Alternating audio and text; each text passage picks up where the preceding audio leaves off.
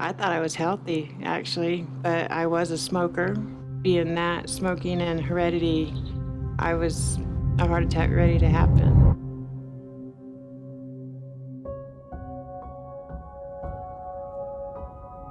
Mom worked 2 jobs to make sure we had everything we needed. She was an awesome mom.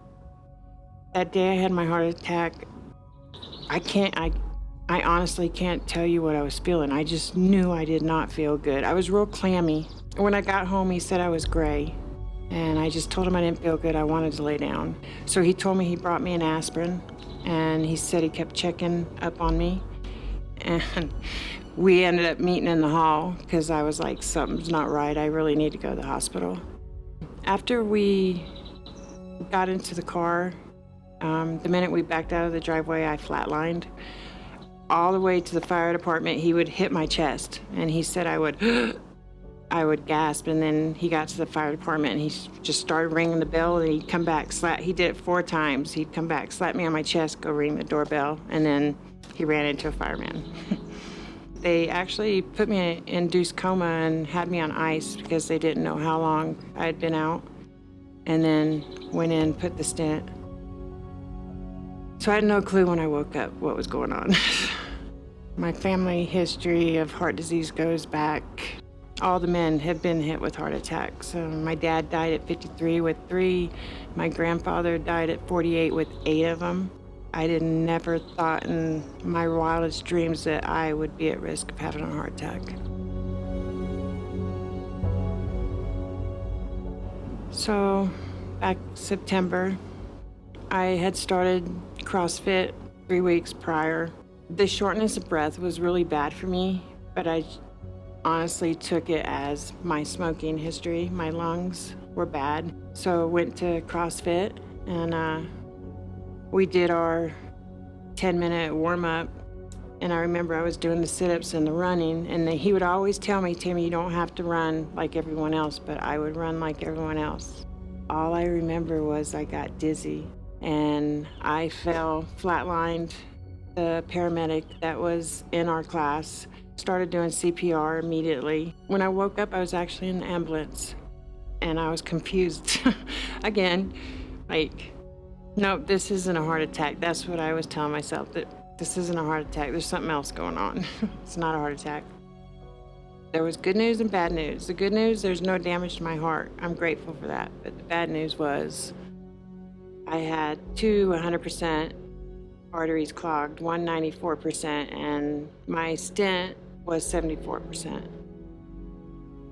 They told me I needed at first it was a quadruple, and it ended up being a triple. Scared the daylights out of me. Finding out Mom had to have quadruple bypass was horrific because she's still so young. We didn't expect to have to sit in a surgery room for Mom, and she was taking care of herself, doing CrossFit, walking. So.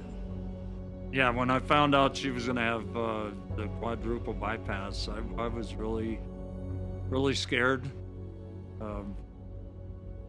It felt like I was gonna lose my best friend.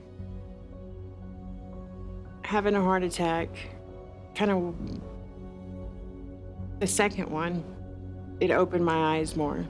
My daughter was pregnant with my first real grandchild. My dad died when he was 53. I'm getting pretty close to that. With her health at that point, we didn't know if she was going to make it out of the surgery. I didn't think she'd meet Gunner. I didn't. I had an amazing surgeon. I did my surgery 2 days after my heart attack. A week later, I was sent home. My recovery was horrible. But my health, personally, I feel better than I have felt even before my first heart attack. Life as a grandma, I'm so glad that I'm here to experience that. It's one of the best things in the whole world. And we spend a lot of time together with the kids because life is too short and you don't know. She just adores those kids and just wants to be around them and spend as much time as she can. If I could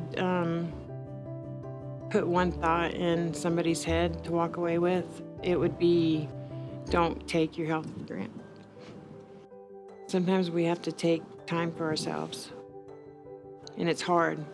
For women, it's hard because you're busy taking care of everybody else. I think that funding for research for heart disease makes it a little bit easier when we do have heart attacks. Back in the day, my dad didn't have a chance because what we know about heart disease now is way different than it was back in the 90s even.